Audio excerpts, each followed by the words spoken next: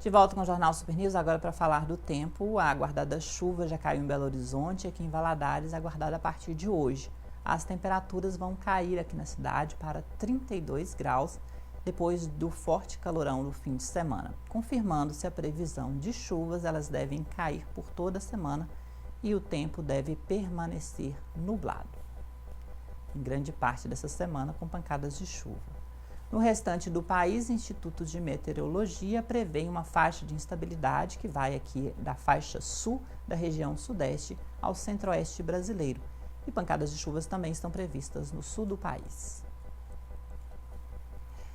Mesmo tendo sido extinto no mês de abril, o horário de verão atrapalhou o sono de muita gente no dia de ontem. Isso aconteceu porque alguns aparelhos celulares tiveram seu horário modificado automaticamente, o que já estava previamente agendado nos aparelhos, o que não tem relação com o horário das operadoras, e sim com o aparelho mesmo. Pois é, e quem foi surpreendido com essa mudança de horário, e o seu horário continua no horário de verão, mesmo não sendo horário de verão aqui no país, basta entrar em configurações de data e hora e ajustar para o horário correto.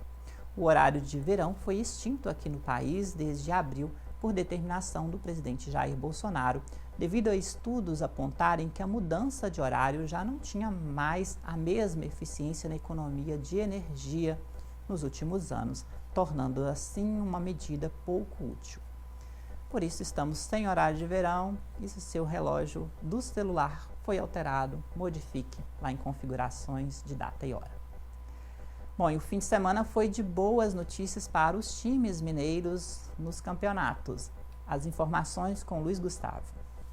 Fala, Júlio, e a todos que acompanham o Jornal Super News, edição desta segunda-feira. Bom, o final de semana foi muito interessante e bom para as equipes mineiras que disputam o Campeonato Brasileiro da Série A. A começar pelo Cruzeiro, que no sábado bateu a equipe do Corinthians pelo placar de 2-1, venceu de virada, um jogo muito importante, onde o Cruzeiro foi melhor na partida, conseguiu se impor, especialmente na primeira etapa, e obrigou ao Corinthians a fazer um jogo do qual ele não está acostumado, que é propor um jogo, quer ter uma ideia um pouco mais ofensiva, e o Cruzeiro, especialmente após o gol da virada marcado pelo meio-campista Ederson, conseguiu deixar o Corinthians com a bola, mas os comandados do técnico Fábio Carille não tiveram a criatividade suficiente para poder furar a defesa cruzeirense. O Cruzeiro que neste momento está fora da zona de rebaixamento, resultado muito importante para as pretensões celestes no Campeonato Brasileiro da Série A. Afinal de contas, o Cruzeiro que luta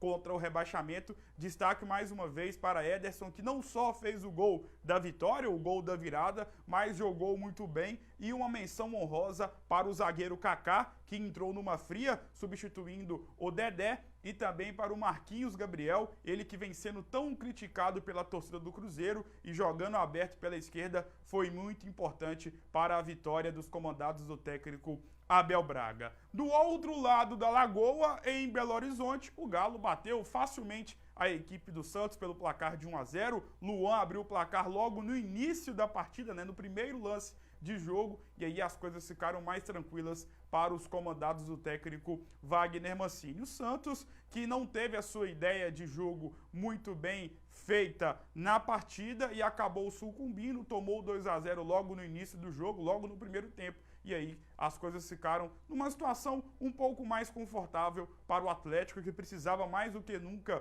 dessa vitória. Não vencia um jogo desde aquela partida contra o Ceará há 3 semanas, e agora o Galo vai ter uma semana cheia para poder se preparar para o duelo do próximo final de semana contra a equipe do São Paulo. É isso, Júlio. Uma boa semana para todos nós e até uma próxima oportunidade.